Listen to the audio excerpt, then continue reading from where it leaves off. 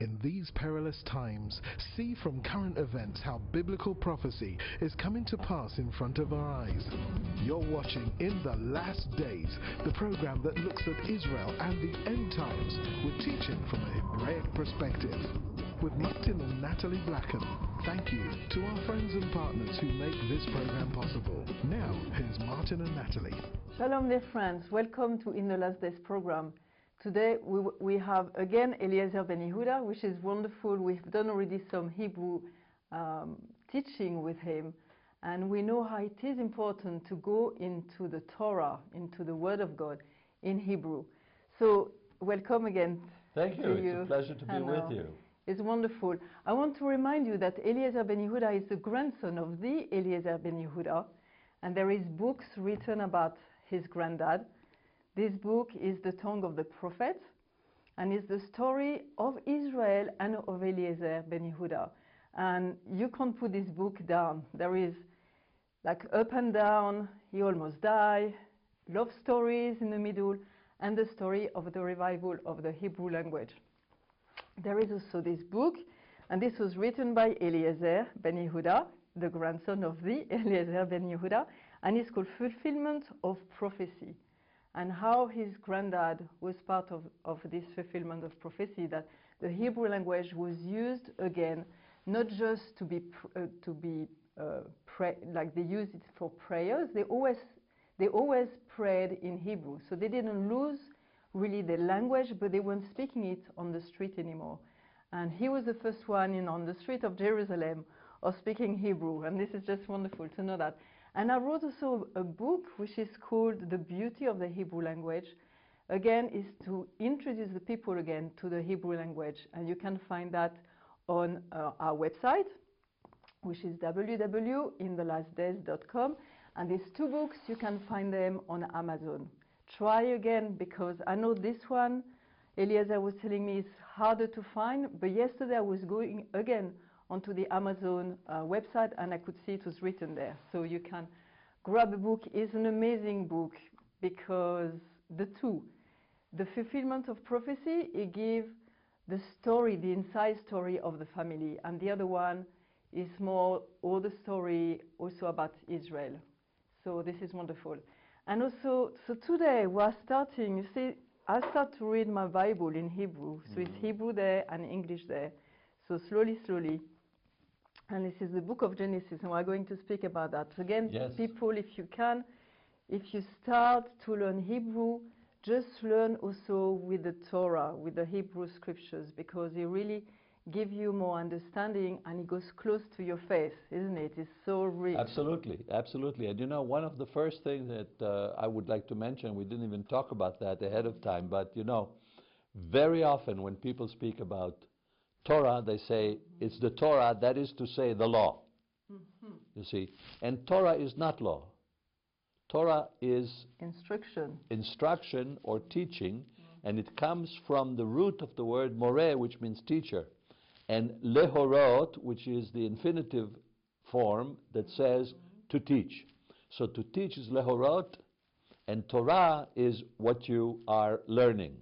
So it's our book. The teaching. Yes, it's our book of teaching. And you know, one of the very famous statement of the prophet is, Ki mitzion tetzeh Torah udvar Hashem miYerushalayim.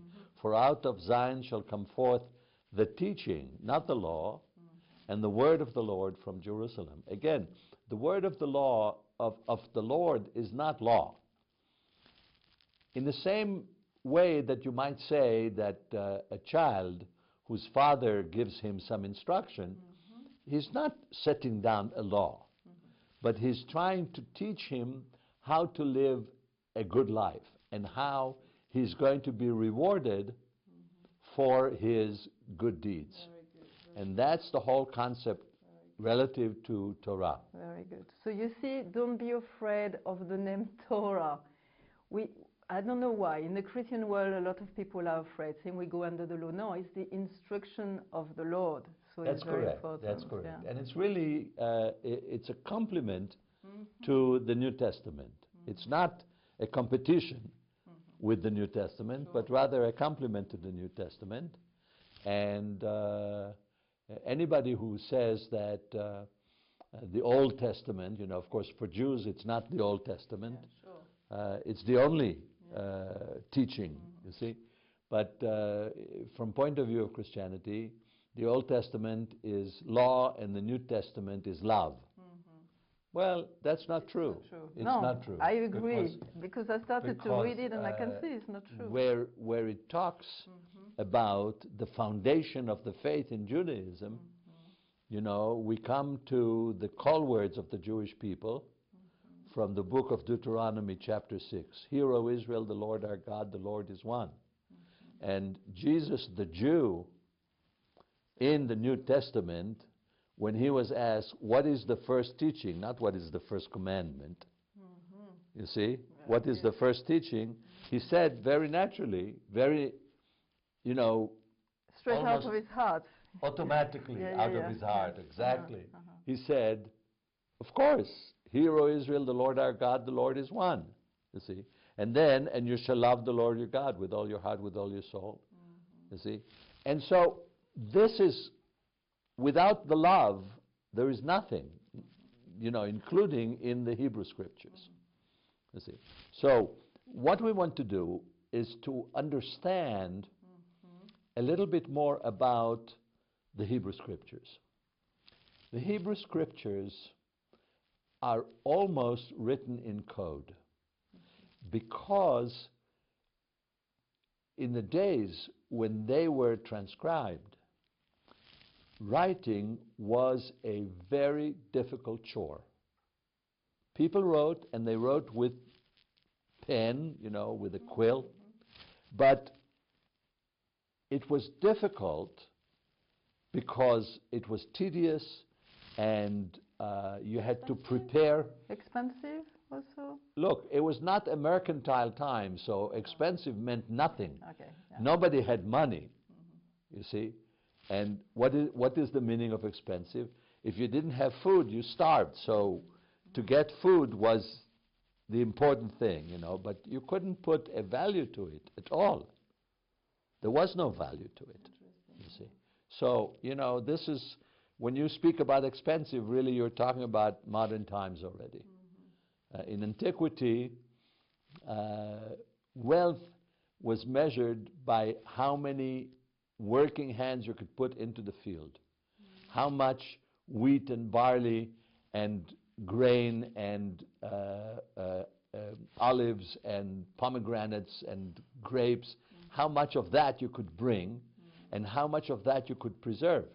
Because if you had all the apples in the world, you would still starve once the apples started to rot, you see. So you had to make sure that you had to preserve them. A way to preserve them, and you had a way to maintain yourself by having a variety of fruits and vegetables and grain that you could use all year long. And that was something very important for the people back then. So, going back to the Hebrew Scriptures, they had to prepare. The first books were not written on paper. They were written on parchment, on skin, you see. And when they were written on skin, you had to prepare the skin ahead of time so that it will be preserved for a while, like a couple of 100 years or so. So that took a long time to prepare and to learn how to prepare it. And then writing, not everybody knew how to write. Interestingly enough, most people learn how to read, but not necessarily to write. So that was there, and once you wrote in code. For example, Hebrew writing is all consonants. There are no vowels. So you write BK, and BK can be buck, and it could be back, and it could be book. So how do you know which it is? By the context. If you have a sentence and you have the BK in there, and you write somebody a letter and you say, I'm reading a very BK, so I'm reading a very interesting BK, it's a book. And if you say, I'll be BK next week, you're saying I'll be back, not I'll be a book, you see. and so on. So the Hebrew is written like that. So which means that it was condensed. It was very condensed, yes. And the interesting thing about the content in Hebrew is that it was also done in such a way that it had more than one meaning, on purpose. And you know that many words have more than one meaning, and the meaning depends, again, on the context of the sentence. So, for example, fast. We can say somebody is very fast, and it means he's very quick, you know. Or we can say, I painted my home with a fast color, which means that it was a very solid color, and it dried quickly, and it's going to stay for a long time. You see, so here's fast having two different meanings, that one is a question of speed, but the other one really isn't. And like fasting also, will you use it? That's a different fast, yes, very good. And this is something entirely different. It's a verb, you see, to fast, yes. You see. So there, exactly, that's the kind of thing that you have in Hebrew too. And sometimes, you know, in English and in Hebrew, you have homonyms. You have words that sound the same, but they're not written the same. And when you learn the language, it's terrible. I remember learning English, and it's like, what do you mean? Because, you know, you're slower in your mind. Yeah. Yes, and then, of course, you know, I remember when I was starting to learn English, you know, and there's no rule in English, you know. No. Why is C-O-U-G-H? Why do we read that cough?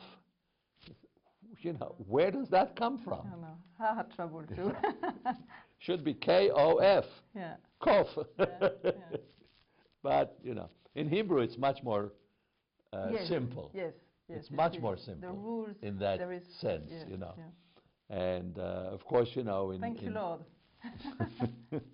Indeed. Anyhow, so with this philosophizing about languages, I think that we're going to come into our Hebrew scripture, into the book of Genesis, and we're going to start in the beginning. What can be more important and what can be simpler at the same time.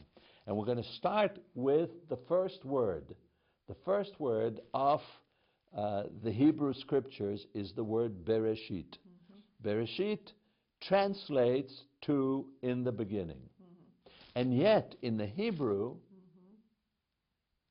it's not that simple. It's not that simple. It's so just like Bereshit, the verb, the name for the book Genesis is Bereshit. In Hebrew, in ancient time, books were named based on the first important noun that was there. So, for example, or sometimes it wasn't even the noun. The third book of the scriptures, which is called Leviticus in English, in Hebrew it's called Vayikra. You see, Vayikra is and he called. It's the book of and he called. So is that a telephone book? He calls, hello, are you there? Do you hear me now? No, he called his people. But yes. But yeah. the point is, you see, it's not even a noun, it's a verb. You see, the second book is called names. Shemot, right. Ele Shemot B'nai Israel. You know, these are the names of the children of Israel who came down to Egypt, you see. So Ele Shemot, these are the names. These is not a good enough word to have as the name. So the second word is the Shemot, you know, and it's names. So the book of names, that would be a good name for a telephone book. Yes. But it's not. It's the book of Exodus, you see. And the Exodus is not mentioned in the book, even though it's really the crux of the meaning of the thing. So in Hebrew we have here the Hebrew word for in the beginning. Now, first of all, the question is, why, you know, is there only one word for in the beginning in Hebrew? And the answer is no. There is at least two. And the way of expressing it can be even a third, you see.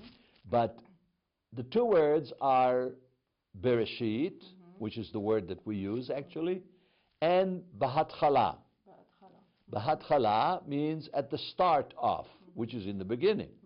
You see, and usually we say Bahatchala to mean when something got started. You see, like for example, if you start the engine in your in the car, you know, or anywhere when you start it, so you say Bahatchala, in the beginning, you put the key in and you press the starter button. You see, Bahatchala. Here we say Bereshit, which is a different kind of beginning. It's a kind of beginning where actually the word is more than one word when it's translated. In the beginning is one word in Hebrew, Bereshit. So how can one word be three words? And the answer is you have a beginning part of the word, which is called a prefix. You have a middle part, which is the main idea. And the end of the word is the suffix, and it connects and puts together a sentence. It joins the sentence, you see, and it gives it. It gives it meaning. So the word Bereshit is made up of the prefix B, the second letter of the Hebrew alphabet, the word Resh Aleph Shin, which is Rosh, which means head. You see, and we're saying it's in the beginning in the sense of at the head of things. You see, like at the head of a line, you have the first person who is in the line. Berosh. You see? Berosh. Berosh, yes, exactly. And then the it ending of after the word Rosh, you see, means of, in the beginning of. You see, in the beginning of what? In the beginning of creation, in the beginning of the thing, and you know, etc., etc., etc., whatever comes there. So we use the word Bereshit rather than Bahatchala for a particular purpose, because it teaches us what it means to be in the beginning in the sense of the creation of the world. So every letter Counts. Yeah. Every letter counts, exactly. And we will begin by looking at this word, and let me tell you that our sages, I mean, this is not something that is new from Eliezer ben Yehuda, but rather something that has been taught in Judaism for a very, very long time. And they said, what does it mean in the beginning? Where does beginning This is begin? what I love. It's like they do inquiry. The inquiry. Yes, they inquire into the meaning of the Inquire. text, and they always ask not only what is the word and what is the message, but why was that word used? And so in the beginning, why did we use that word, Bereshit? And they said, good, let's ask a better question. What does it mean to begin? And I gave you an example. Suppose you want to build a home. How do you start to build a home? Some people will say, you get the bricks and you start putting up the bricks to On make the foundation. But you have to have a foundation. So maybe you start by digging a foundation. But that's not a good place to start either, because you can have a foundation that is totally linear, and you're going to have a nice wall, but you're not going to have a house. In order to have a house, you have to have a plan. You have to have a square, or you have to have two rectangles, one big and one small. You have to decide ahead of time, is it going to be 2 stories or 1 story? Do you have enough room, you know? So what do you have to do? You have to think, exactly. You have to think and you have to plan. So where does beginning start? It starts in the Rosh. You see, it starts in the head. And so the use of the word Bereshit is because we wanted to make sure that everybody understands that we're talking about something which is not haphazard. It's not like a big wind came and there was a big bang and all of a sudden, poof, there's a world. Wow, look at that.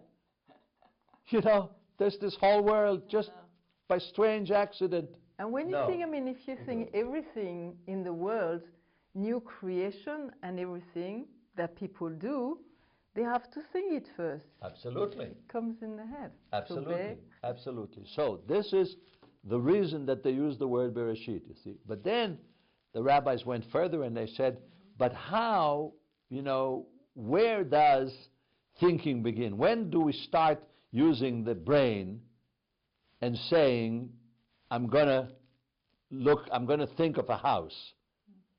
You see, when does beginning begin? You see, and here what the word signifies is that the beginning is the work of God. And in a previous visit that I had, we spoke about the numerology of the Hebrew letters, remember? And we spoke about the name of God. And we said that God's name, as is written in the book of Exodus, where Moses came and saw him in the burning bush, and God said, my name is I shall be, Eheyeh. And the name in the Hebrew, Eheyeh, has a sum of 21. Aleph, Hey, Yud, Hey is 1, 5, 10, 5. It's 21. And 2 plus 1 is 3. And 3 is a number that is given as the root number of creation and of everything else, you see. And God is that God, and He also is the God of the future. So this is why. Now, when you say the 3. So what we say here is that the first 3 letters of Bereshit is the beginning of creation. Beresh. Okay. And how do we know that it's the first 3 letters? Because the first 3 letters of Bereshit is Bet, Resh, and Aleph. And Bet, Resh, and Aleph is the second word. It comes again after Bereshit. The second word is bara. You see? And bara means created. So the word Bereshit, which means first, has the first 3 letters. Amazing. You see, is create. And 3 letters is for the one God whose numerical recognition is with the number 3. You see? And so here we have God making a plan for creation with the word Bereshit, you see. And then they said, now, is Bereshit really in the beginning? You see? And they said, why would God want creation? What is the purpose of creation? Why does God create? I mean, He could have done something else. He could have played with different worlds or something as whatever. God is God. He can do all kinds of things. Why did He choose to create altogether? And so they say that the word Bereshit, you see, the prefix bet, the first letter, doesn't have to be in the. Because bet in Hebrew, and we have references in the Torah for that, can also mean for. Okay. You see? So we know that the bet, the prefix bet, is used as the prefix for in, like for example, Beyom Shishi on the 6th day. You see, so it's in or on, in the 6th day, on the 6th day, right? But so it's like for the beginning. But it can also be for. For example, when in the book of Genesis, in the story of Jacob, Jacob went up to Aram,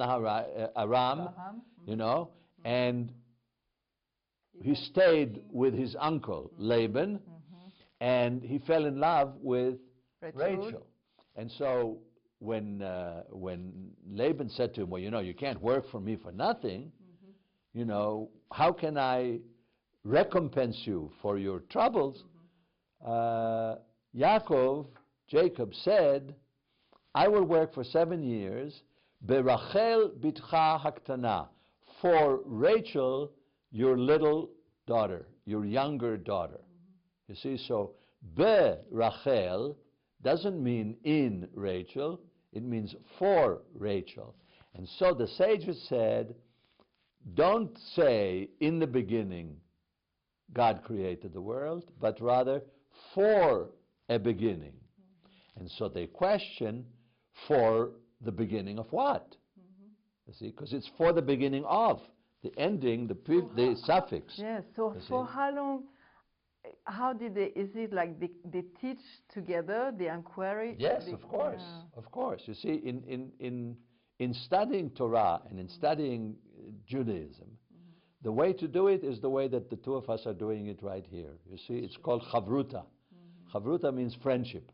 You see, so you get two students in friendship together, and they challenge one another. You see, and they bring up things and say, "Did you ever think that maybe it's this way? Did you ever think of that kind of a thought?" You see, and so by challenging one another and by stretching the imagination one of the other, they succeed in expanding their own understanding, expanding in the other one's knowledge.